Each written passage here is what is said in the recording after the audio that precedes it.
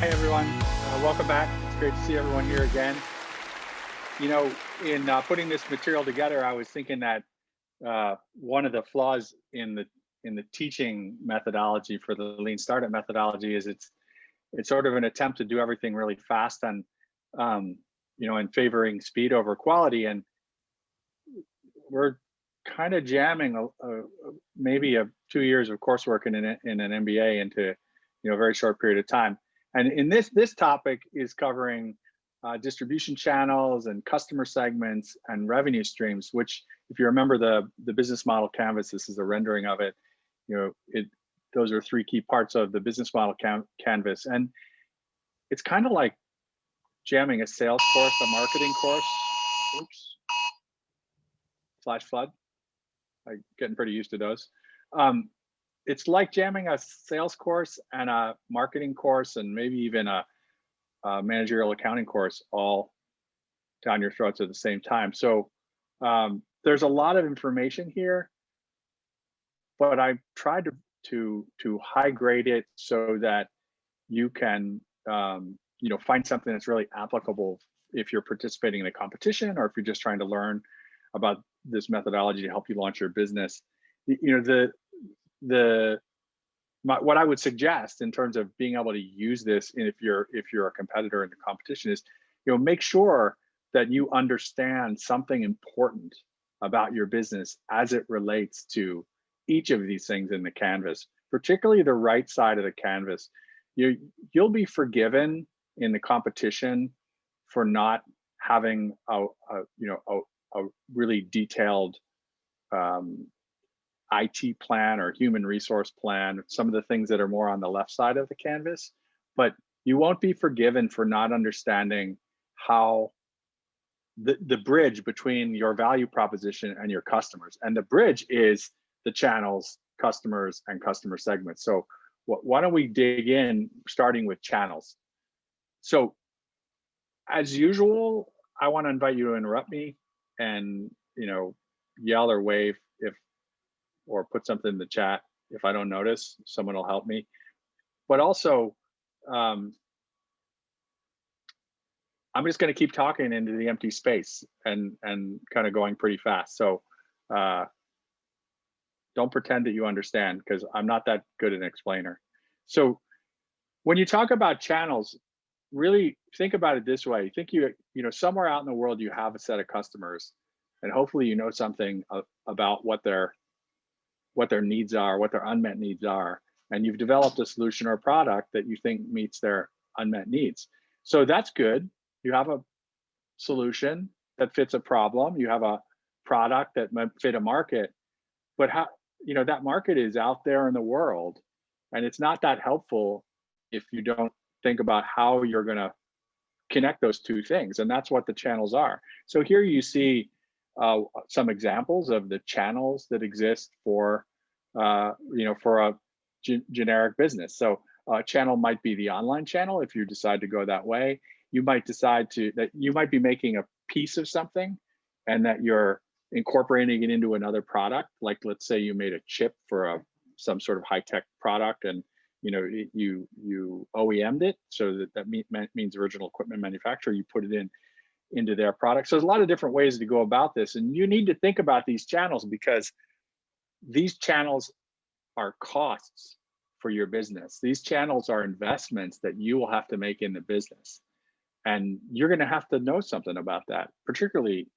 well, first of all, you need to know about it to launch a business successfully, but also in this competition, you're going to face judges and coaches and final judges, hopefully, that are going to want to know that you've thought about these things. So these don't necessarily all apply to you, but you should think about the bridge that you're going to build between your company, your product, and the customers, for sure. So in an online world, you have slightly different channels. I don't really think there's too much difference these days. It used to be that you had kind of physical distribution channels and digital distribution channels, and certainly with the emergence of and domination of companies like Amazon, these channels have blended a lot. But these are things you need to think about And think about them, please, more than just saying, I'm going to use social media and my product's going to go viral and, we're going to make a lot of money. That's not a plan. So, why isn't this going forward? Okay. Basically, what we're talking about with the dynamics of channels, it's all about the money. So you're going to have to spend money to motivate these channels to do something for you, to help you get your product to the customer. Unless you're selling direct. So one way you could do it is you could build yourself a website, you could offer your products for sale on it, and you could just wait for someone to find you, and maybe they'll find your website, which would be sort of like, running into your billboard out in the desert somewhere, and maybe they'll be interested in your product. So that's a very reactive, not effective way of going about it. So the way to make it proactive is to think, how can I motivate the people that control these channels to put my products in front of customers? So, some of you know that I spent a lot of time offering products and services in big box retailers and grocery stores and so forth. And there were 100 different ways that we had to manage that channel to make sure that our products got noticed by customers. So, if we didn't manage it very carefully and spend money managing it, our kiosk would be put in the back room somewhere and no one would ever use it. Or a product that we sold off of a rack in the store would end up in, down in the bottom somewhere where no one would ever see it. So in order to secure the front of the store where a lot of people would walk by our machines, or to secure a shelf space, that we had to invest in that. We had to spend money, and that's all about channel strategy. So here's an example. I took a publishing example for no apparent reason, but I want just to help you understand what I mean by the channel being a cost to you. So if you wrote a book and you're lucky enough to get a book deal from a publisher, and that book goes into Barnes and Noble, or probably more likely Amazon, and say you're selling it for $25, you're going to make about $250 off of that. And that might not seem like very much, but that's because the channel is on the bottom. It's going from producer to agent broker, wholesaler, retailer, consumer. I left steps out. There's printers involved. There's all sorts of other steps. So, but roughly this is what happens. So think about how much you had to invest in the channel. If you flip it around for a minute, one could say that this author, in order to earn $2.50 of profit, they had to spend $22.50 in order, to make that $2.50 happen. And that works out okay. They're not booking $25 in revenue necessarily in this arrangement, but in order to get their book out in front of customers, they had to make that investment. If they wanted to sell their book for $25 direct to consumer, they could do that. And so maybe they would do that on their author website and so forth. But then they run the risk of, again, being a billboard in the desert.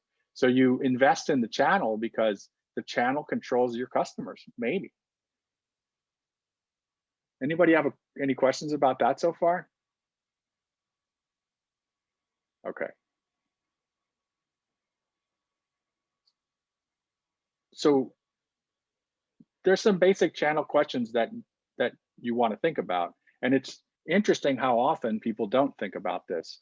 And these judges really trip you up with these questions. So, make a note.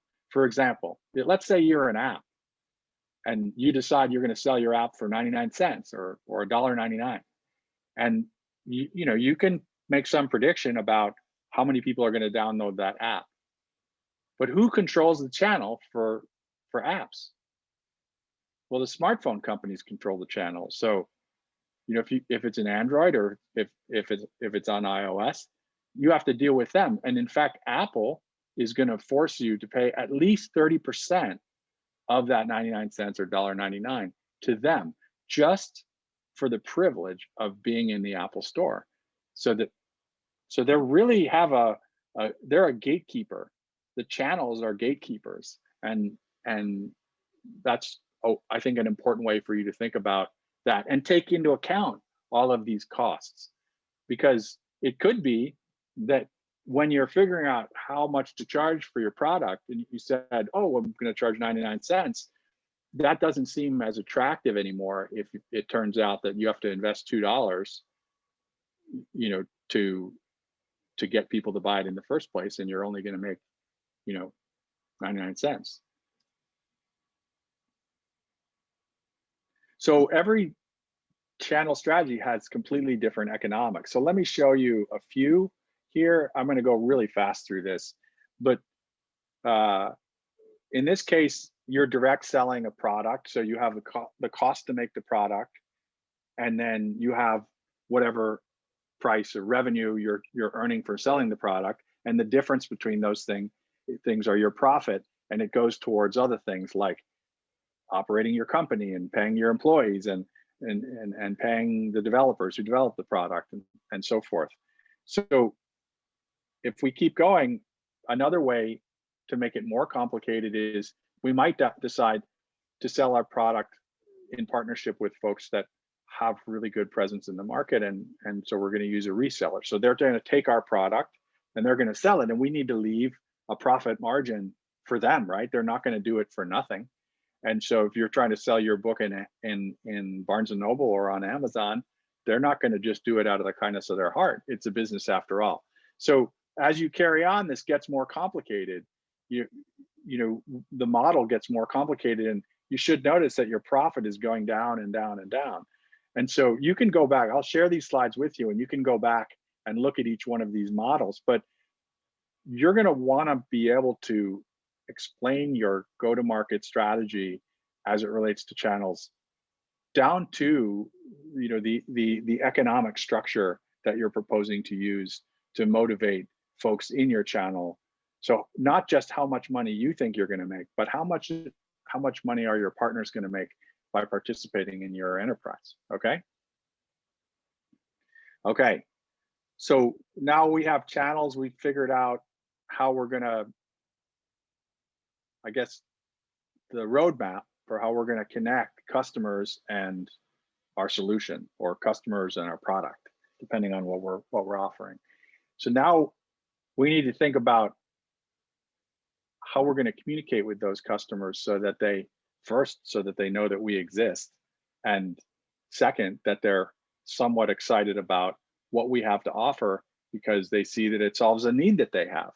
And one of my favorite quotes from an author, actually, Cory Doctorow, I forgot to put this slide in, but he said that, for most writers, poverty isn't their primary problem.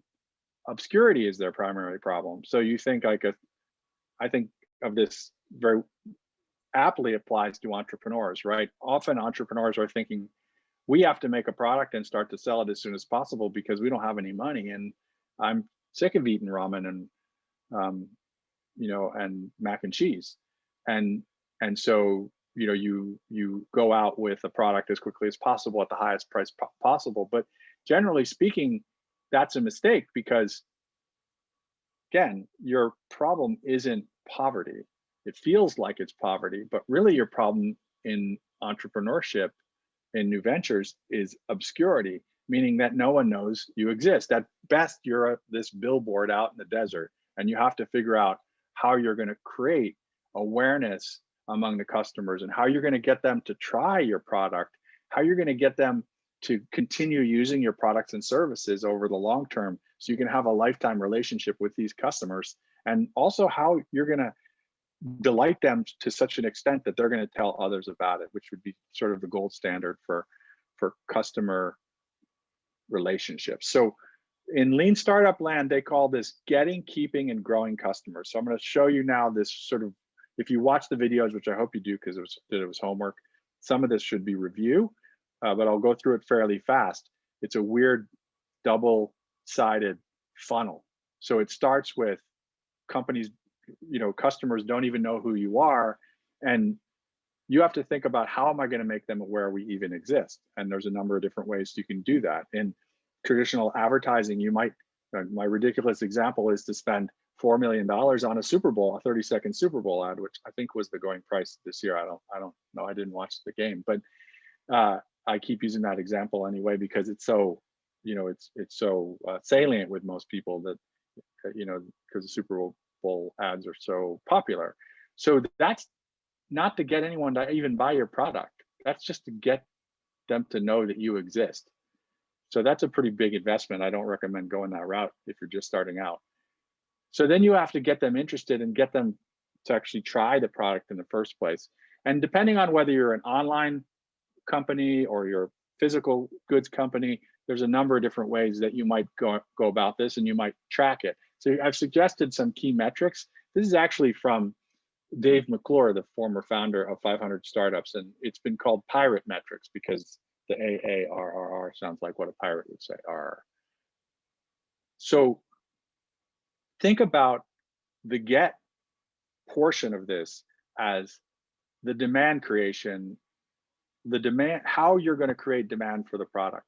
So hopefully you've gone out already and you've found some customers that have the problem. And so you know that you're solving a real problem.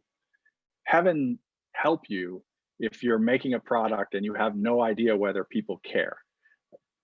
I highly recommend not doing that. And I don't think you'll get very far, not in this competition or with your business, if you do this all on the back of a napkin or all, at home or in your conference room and never go out and talk to customers. But even then, you sort of have to figure out how you're going to keep their attention over the long run. And here's 3 different ways that you might create demand. So you might buy the demand. That's a tried and true product. So our tried and true growth strategy.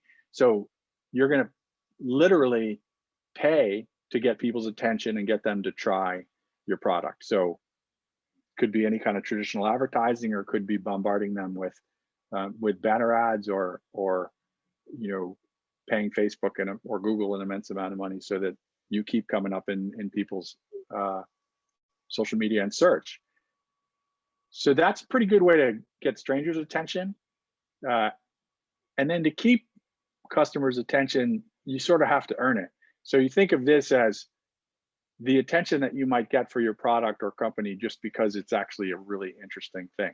So I think last time or the time before I talked about MoviePass, this incredible deal where you paid $10 a month and you could go and watch as many movies in a movie theater as possible. They had incredible growth because they had incredible earned media or earned demand creation, meaning that so many people told other people about. They had so much word of mouth growth that they really didn't have to invest anything in the paid side of things.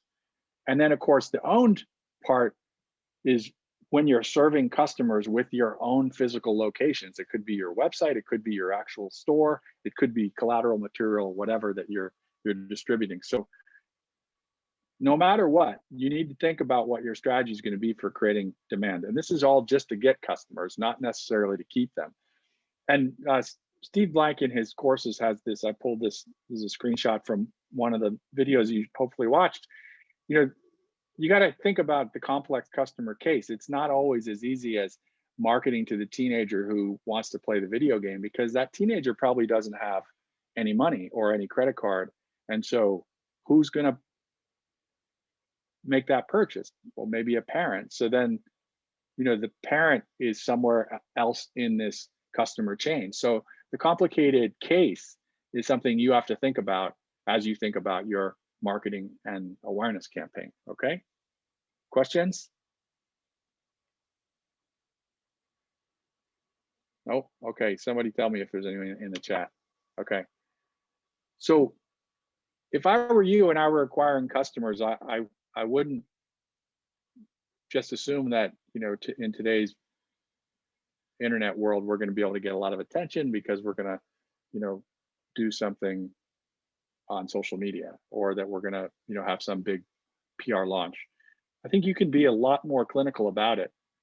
So here I've listed a number of, or I didn't do it, this person on this website did it, listed a whole number of different, or he sorted all of these other platforms out by kind of what you can do and what you're going to get for using these tools. So I'm not going to go through this at all. I'm just going to tell you that today we expect you to have a pretty good plan for getting customers. So then the next stage is, how do you keep them? And the the marketing that you do to keep customers is often very different from the marketing you do to get customers. So you might think about loyalty programs as a good example of a keep strategy, right? So I keep punching in my Safeway number or my phone number when I go pump gas at Chevron. I think it's Chevron, and at least it used to be. And I do that because why?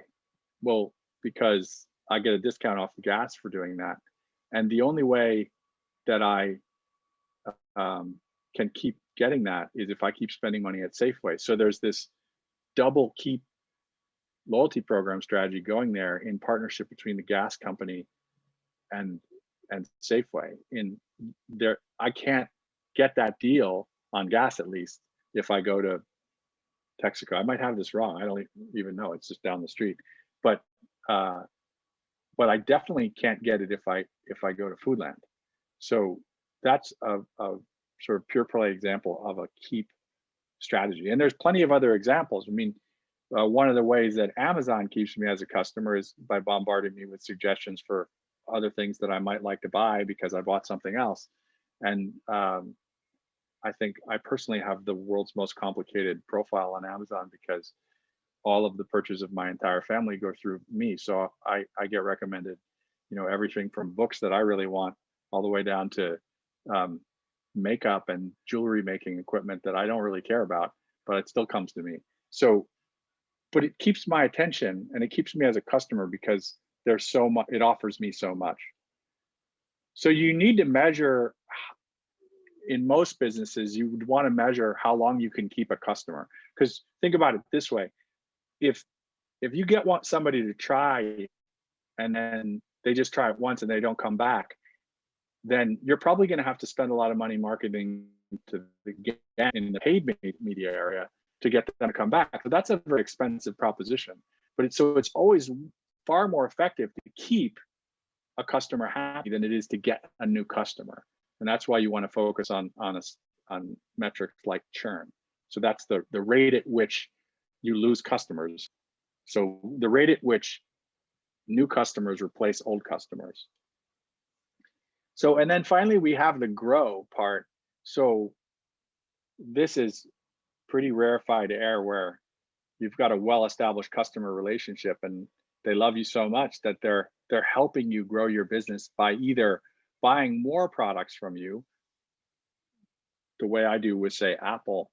I never used Apple products at all until they came out with the third or fourth generation of the iPhone. And then now I'm talking to you with these AirPods. I'm presenting to you on my MacBook, and I'm looking at the timer on my phone to make sure that I don't go over time or bore you to death. So, all in on that one company. So that's a perfectly good example of how Apple has grown relationship with me as a customer. And you need to think about how you're going to do that as well. So this is not true. It's not the same for every business, right? So if your business, I don't think anybody has this business plan in the competition, but if your business plan is to sell used cars, then you probably don't have to worry so much about the keep and the grow part, because you can probably, for a big ticket item like that, you should probably focus on negotiating the best deal for yourself and making the most profit as possible, because I don't think you're necessarily thinking that somebody who you're selling a used car to is going to show up again 5 years from now because they love the experience of buying that used car from you. I mean, that's not the stereotypical experience I've had buying a car. So, on the other hand, if you are a streaming service online, you desperately care about how long you can keep customers coming back because they're paying you on a subscription basis and they're paying you every month. And, if you're like me and you have a Netflix subscription, you might have paid more money than you paid for a car after, 15 years of paying Netflix. So know something important about your customer segments as it relates to getting, keeping, and growing customers. Know that those are three different activities, and you have to test some hypotheses when you go out and do customer interviews. You have to test some hypotheses around each of these. You will have a much more powerful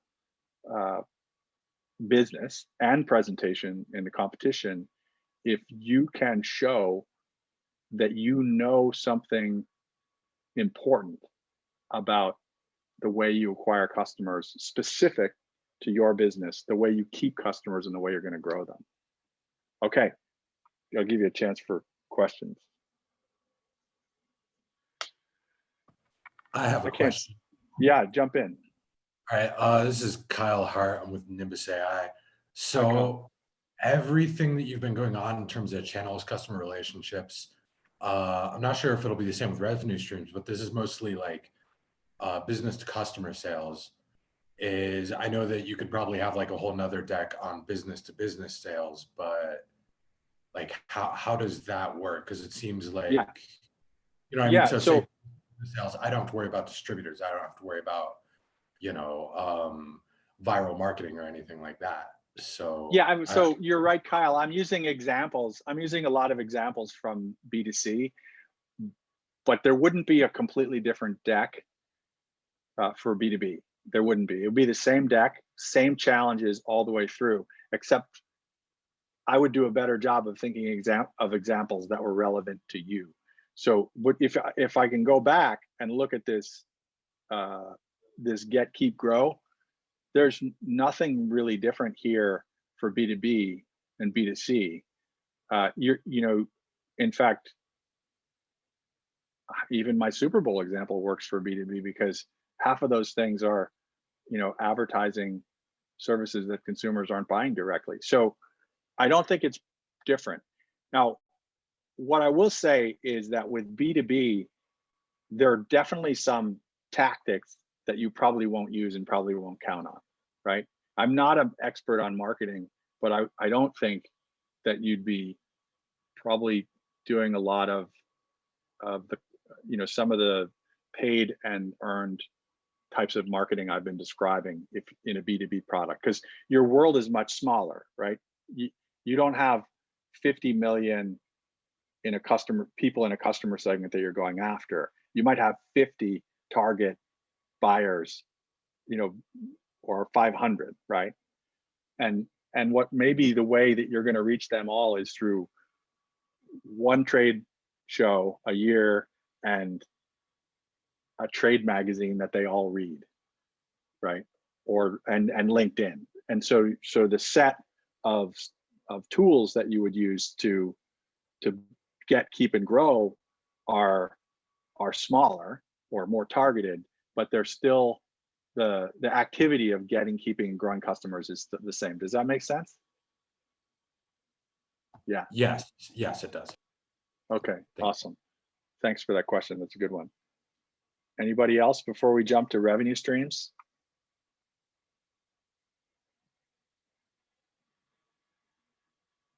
Okay. All right, we'll jump in anytime. So I shouldn't have called this how you make money because the revenue is not profit, as I hope you'll know. So there's a number of common mistakes, and that was I should put that one up on this list. But when it comes to thinking about revenue, people tend to think about revenue as closely related to the price you charge the customer. I hope you can see why that's wrong just by thinking about my book example, or by thinking about if I was developing a technology that I was going to license in a B2B way, the amount that I charge the customer wasn't necessarily going to be closely connected with revenue. Moreover, a mistake that people often make is setting the price of the product based on how much it costs you to make it. So if it costs you, now Kyle's got me all sensitive about thinking of examples that are all consumer examples, but that's all right. I'll struggle through it. So like if you're It's making a okay. t-shirt, no problem.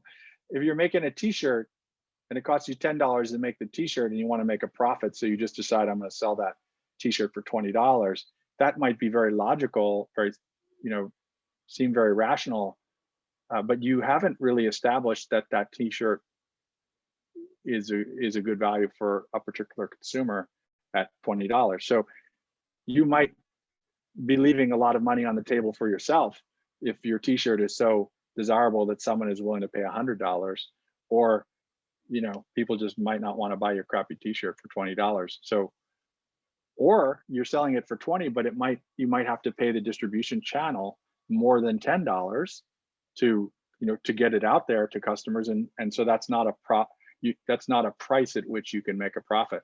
So don't try not to think about price as the only driver to calculate revenue. It's much more complicated than that. And we as judges, investors, stakeholders, future supporters of your startups, we definitely want to know how you're thinking about this, you know, building the unit economics for your business. Like, so take us through very carefully how you make money in a unit of one. I'm going to talk about that actually in the fourth boot camp in some excruciating detail for you. And then lastly, you don't have to be the low price. I mean, if you're just going after the low price, if you're going into the market as the low price leader, if that's your strategy, what you can guarantee for yourself is that you're in a race to the bottom, because it is easy to lower prices. And I've made this mistake in my career in the past, in thinking that being the lower price was some sort of advantage relative to the big incumbent out there in the space who charged too much. And it's not really an advantage at all, because particularly if you don't have the same scale as a larger competitor. So let's talk through quickly how we tie revenue. We would calculate our pricing strategy, build our pricing strategy and our revenue forecast off of decisions we make about the channel and the structure of the product.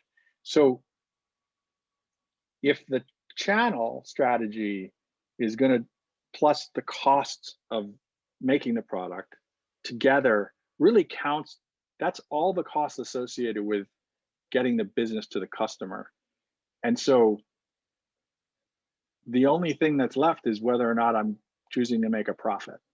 So if you remember those earlier slides, you know, you pretty much just have the costs to acquire the customer, and you know, or the price I'm selling the customer less the costs I'm investing to acquire that customer in the first place, and hopefully there's something left over. If there's nothing left over, I don't have a for-profit business. I have a loss-making business, right? So these are very important decisions, and I'm not going to cram a sales or marketing course down your throats here, but I'm going to give you this slide deck so you can, you know, cherry pick the things that apply to you. So these are examples of some direct revenue models that, you know, might be for goods or services. They could be for B2B or B2C, frankly. So here's some other business models that are a little bit more, you know, obtuse, but you know, they might relate to you. There's a podcast that I like very much called Very Bad Wizards, and they're constantly encouraging people to buy Amazon products. You go to their website and then you click through to Amazon, and after that, everything you buy on Amazon, they get a tiny little piece. And so that's a referral revenue model, for example. So there's a lot of creative models for revenue generation, and you might actually have multiple, but there should be one that's generating probably 80% of your revenue. So let's go through. This is a little bit of a interactive portion, I guess I'd like to say. So a physical good sale, like an asset sales, you make a product, you sell a product. So give me a couple examples of what, just throw out some brands that you love here. Adidas. Adidas, right? Okay, yeah. So that's a channel that you can buy your Adidas from online, from brick and mortar, from Foot Locker, although they might not be around anymore. I don't know, right? All right, what else?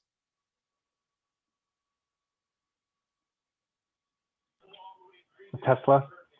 Okay, yeah, that's actually also a kind of an interesting model in that Tesla broke with the traditional dealership model, and they sell their cars directly to consumers through their own locations, their own stores. So good, Justin, you get all the points for that round. So physical products, these are the brands that we all know pretty well. Okay, so how about a usage fee? So in a usage fee, it's a service model where you earn the business earns a fee proportional to the service they're using. Can you think of any examples like that? Not you, Justin.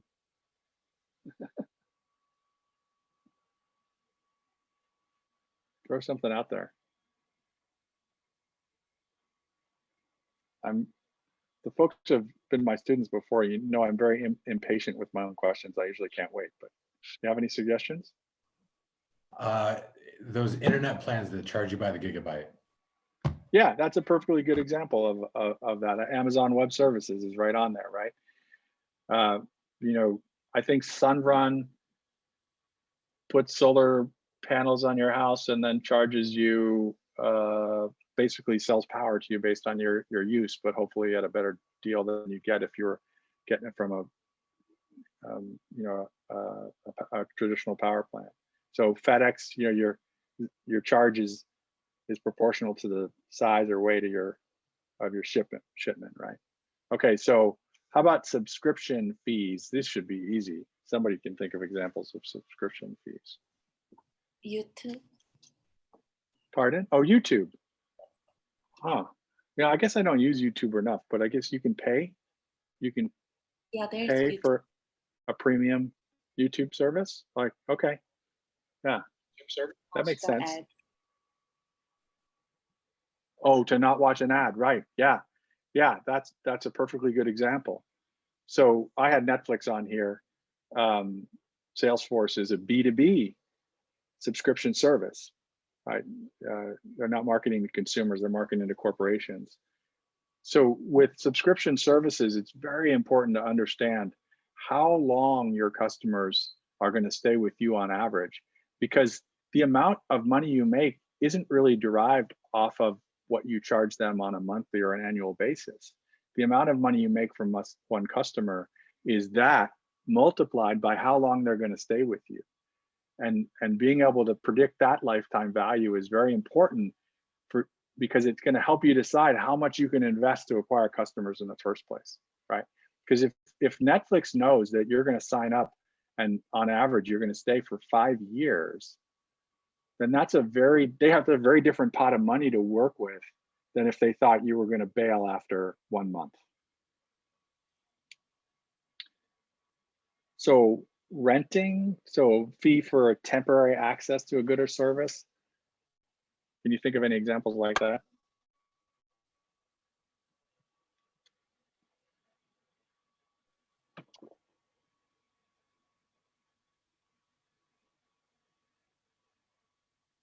What do you mean temporary access? Well, like, okay. Yeah, here. I got impatient. So this is actually a pretty popular business model in the sharing economy that's growing quite a bit. So you might think about that. I had a good friend who was the CFO of a company called Bag, Borrow, and Steal that I think is still around, and you could rent high-end clothing and accessories like purses and things like that and use them for one-time event. So that'd be a good example of that. So licensing, so that's fee for use of some IP.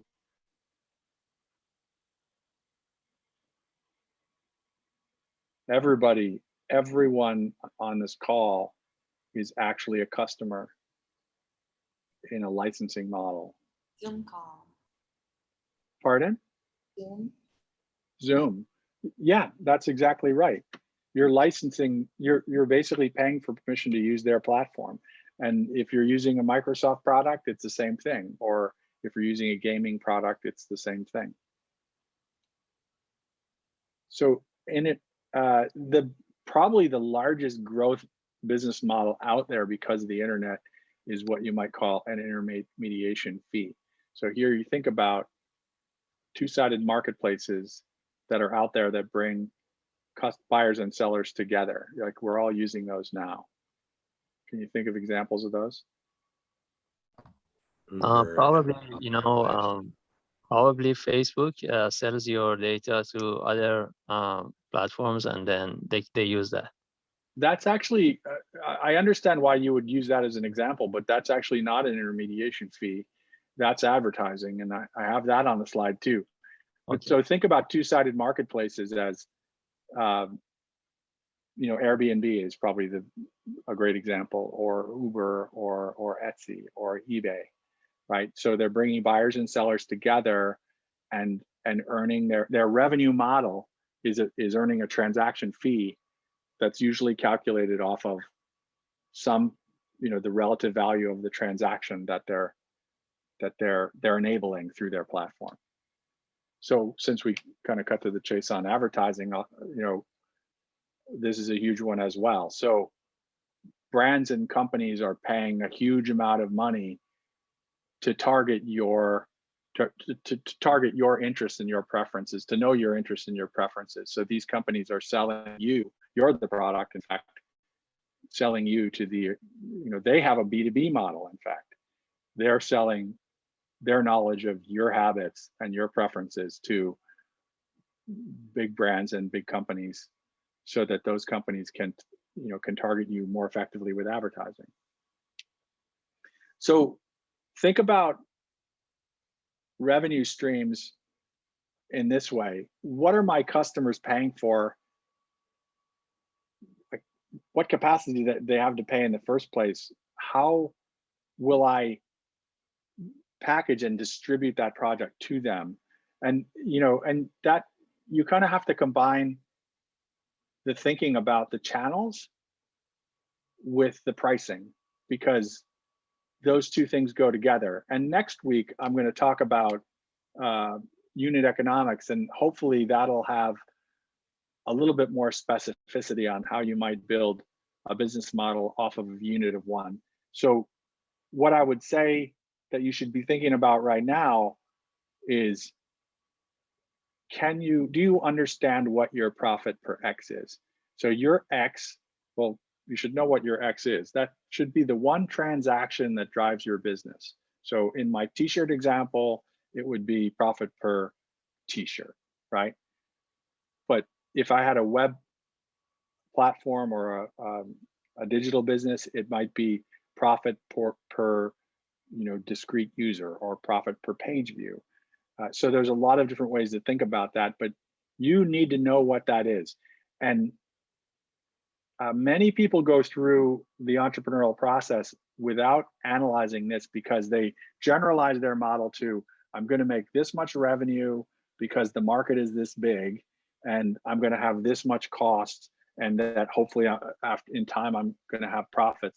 And that's a top-down way of building the model that you can get some distance with that, but you can't get all the way with that. You definitely can't win the venture competition with that kind of analysis. So you need the bottom-up piece, which says, if I have one transaction with a customer, which might be a B2B customer or a B2C customer, it could be a direct to consumer, or it could be through some retail channel, and one transaction, how do my revenue and expenses interact in such a way as to leave me with something left over? Because that's what we're trying to do here, right? Is we're trying to have an excess left over. If we don't have an excess left over, We don't have a sustainable model. There's no resources to reinvest. There's no profits for us to grow our business. So, all right, I'm done.